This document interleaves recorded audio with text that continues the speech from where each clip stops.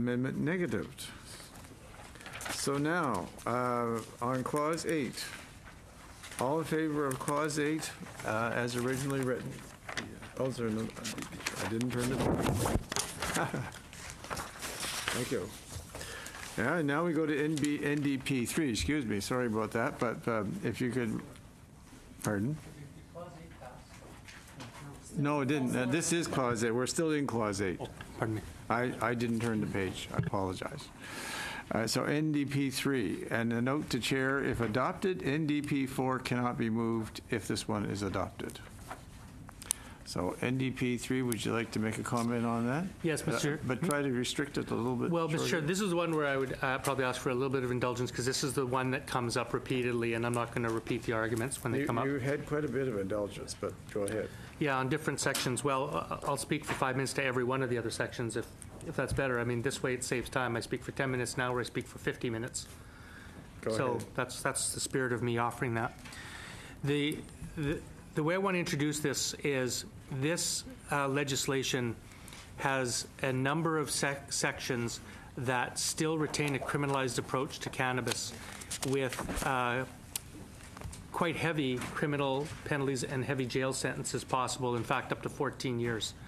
I've pointed out before that 14 years maximum sentences are similar to producing child pornography or leaving Canada to commit acts of terrorism.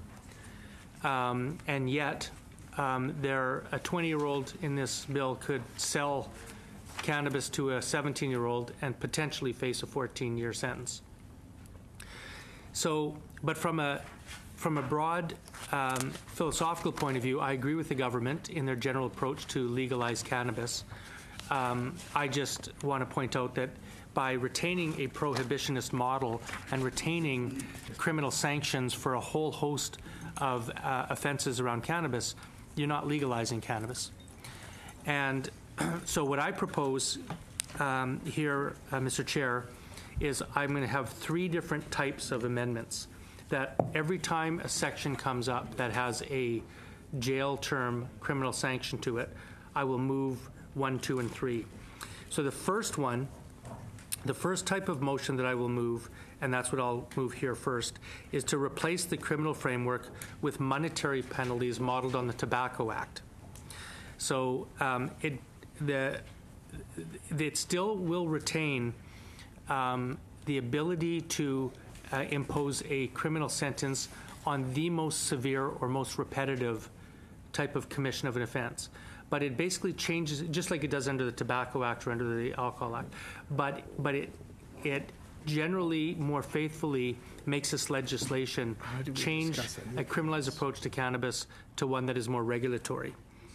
The criminal framework created by this bill is inconsistent with a rational and evidence-based criminal justice policy, and I think will only serve to enhance or reduce the positive impacts of cannabis legalization. The penalties contained in Bill C-45 are drastically out of proportion with those currently applied to alcohol and tobacco offenses. And I think cannabis legalization should take a regulatory approach with significant fines for offenses rather than a criminal one. And again, one of the purposes of Bill C-45, as laid out in Section 7, is to reduce the burden on the criminal justice system in relation to cannabis. So penalties in the bill, I think, should be consistent with that stated intent. I will point out as well that a maximum penalty of 14 years imprisonment eliminates a judge's discretion to impose a conditional sentence. And we heard evidence that current sentencing ranges for cannabis offenses under prohibition are far shorter than the length proposed under legalization in Bill C-45. The Canadian Bar Association said, at present, sentences for cannabis offenses are not near the length proposed in Bill C-45, as even large-scale operations do not generally attract 14-year sentences. While some criminal sanctions might be appropriate for an offender distributing a large quantity of illicit cannabis, that will be the exception in a legalization regime. If cannabis is to be treated like tobacco or alcohol, penalties available should reflect those regimes.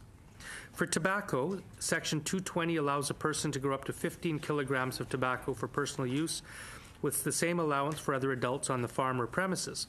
Selling without a license brings a fine, and for default in paying the fine, up to 12 months imprisonment.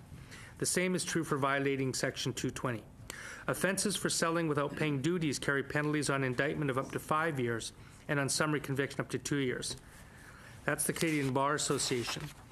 John Conroy said that all indictable offenses should be abolished, leaving only summary conviction offenses and a maximum of 2 years less a day imprisonment for serious matters. There should be no imprisonment available for cannabis offenses, and the focus should be on monetary penalties for infractions and violations. Mr. Conroy said having the maximum of 14 years hybridized by indictment is frankly totally unrealistic in terms of what goes on the ground. Even in the Saskatchewan Court of Appeal, which is not known to be the most liberal court in the country, the range for trafficking, for example, is 12 to 18 months. Most sentences are up to 2 years. The conditional sentence order is the last step before having to put you actually in prison.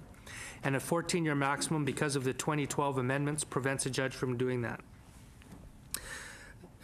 Kirk Tusaw said these criminal restrictions are decidedly unlike the way our country regulates alcohol. At this moment in Canada, a 19-year-old can walk into a liquor store and purchase enough alcohol to kill that person and all that person's friends and acquaintances.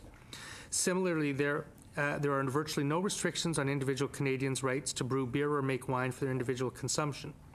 Given that reality, it's ludicrous, or to put it in legal terms, arbitrary, overbroad, and grossly disproportionate to allow Canadians to be arrested and caged for simply possessing an amount of cannabis or dealing with it in an illicit manner. There is no empirically, morally, or legally sound reason why cannabis should be treated more strictly than alcohol. And finally, Michael Spratt said that Bill C-45 is an unnecessarily complex piece of legislation that leaves intact the criminalization of marijuana in too many circumstances. He goes over the fact that an adult who possesses 30 grams of marijuana in public is a criminal, a youth who possesses more than 5 grams of marijuana is a criminal, an 18-year-old who passes a joint to their 17-year-old friend is a criminal, an adult who grows 5 marijuana plants is a criminal, and an adult who lets his 1 meter tall marijuana plant grow an extra centimeter is a criminal. This continued criminalization is inconsistent with a rational and evidence-based criminal justice policy and will only serve to reduce some of the positive impacts of the bill.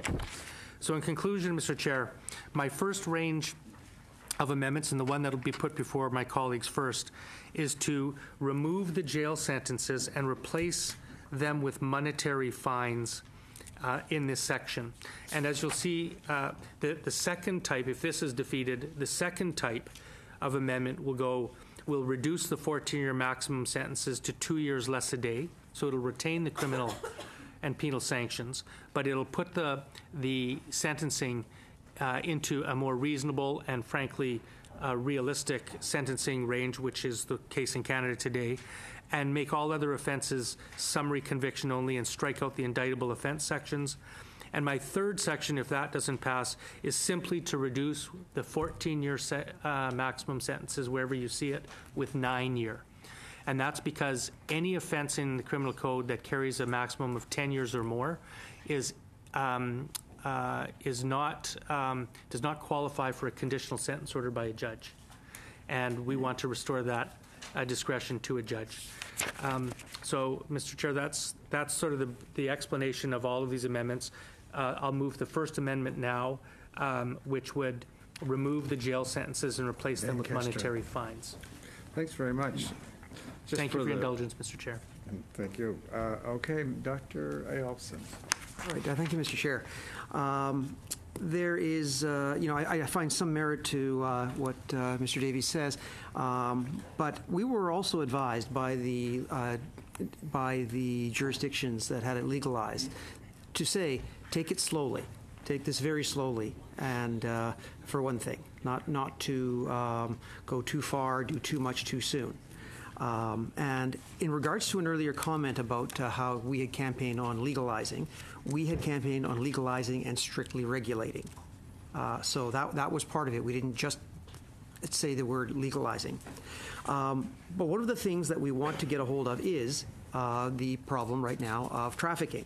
And trafficking, we have to set some limit on what is the difference between the amount you'd have for personal use and what is what might be considered for trafficking. This may be reviewed if this amount is causing problems in the future, but again, this is the amount advised by these jurisdictions that have legalize it, and therefore I'll be opposing this motion. Thanks very much, Mr. Van Kesteren. Thank you, Chair. I wonder if I could indulge with Mr. Davies. As I said, it's a great sound argument again. Why wouldn't you go all the way? Why wouldn't you just say that we need to remove all sentencing, except perhaps in case of trafficking? Like if you take this argument to its logical conclusion, and if marijuana should be something that should be freely accessible in society, and if people are adults, and if they choose to use it, why would we, and I mean that with all sincerity, why could you maybe explain to me why we have any sentencing or any prison time or fine at all? May I, Mr. Chair, respond briefly? Well, that's an excellent question, and one I think that was raised throughout the testimony. I think it's a fair characterization of the evidence we heard that cannabis is a similar product to tobacco and alcohol, and so we should adopt a similar regulatory system to that. They're mind-altering substances. You don't want children to be using it. They all have health consequences of varying degrees, but ultimately, at the end of the day, we think that they're substances that adults should be able to choose in the comfort of their own homes to indulge in or not without attracting criminal sanction. And so that's why I'm really puzzled by this, that given the evidence we heard, and the Liberals heard the same evidence, that cannabis is less harmful than tobacco or alcohol in any range of measures, why would we be bringing in legislation that retains a much harsher, much heavier, criminalized approach to cannabis when we don't have that for tobacco and alcohol? Now, the reason that you need to have some, I think it's justified to have some regulatory controls around this is we do with tobacco and with alcohol as well, being controlled substances. The fact that we want to keep them out of the hands of children, the fact that we want to make sure the products are safe, and that production is controlled, and we don't want these substances to get into the hands of organized crime. I think that warrants and justifies a regulatory approach where there has to be some sanctions. The question is what are the appropriate sanctions? And as Dr. Ailfson said, yeah, there need to be some consequences, but we're talking about possession. This is the possession section, not the trafficking section. And so the question is really, do you need a 5-year jail term? Is that really what we as parliamentarians want to say? You get caught with 90 grams of cannabis. We say the judgment in 2017 is that you're a criminal and you can go to jail for 5 years. There was no evidence before this committee that suggested that that was an appropriate response by anyone. And the Liberals, I can tell, are going to vote against this, but and they can do that. But what they can't do is they can't square that with the evidence we heard of this committee, that's completely out of whack with even the penalties given now under complete criminal prohibition, where you can traffic large amounts of cannabis and you'll get 2 years. But you can, under this act, possess 80 grams and get 5 years. So what I want to do is, I guess, find the proper regulatory system with proportionate responses so that we can legalize this substance. And I take Dr. Ailfson's point well that this does represent a change in culture, and moving with some caution, I think is understandable. But it doesn't mean we should sit as parliamentarians and pass a bill that has criminal law provisions that are not based on the evidence, and that we all know will do more harm. Okay, that's good. Good. Thanks very much. Now I see no further speakers on this, so I would like to bring this NDP 3 to a vote. All in favor of NDP 3? Yes. Okay, Mr. Clerk. Monsieur Ayoub. Mr. Ailfson. No. Mr. McKinnon. No. Mr. Oliver. Ms. Sidhu. Ms. Gladue. No. Mr. Van Kesteren. No. Mr. Weber. No. Mr. Davies. Yes. Yeas pour 1, nays contre 8. That amendment was negated, but it wasn't unanimous, so that's a consolation.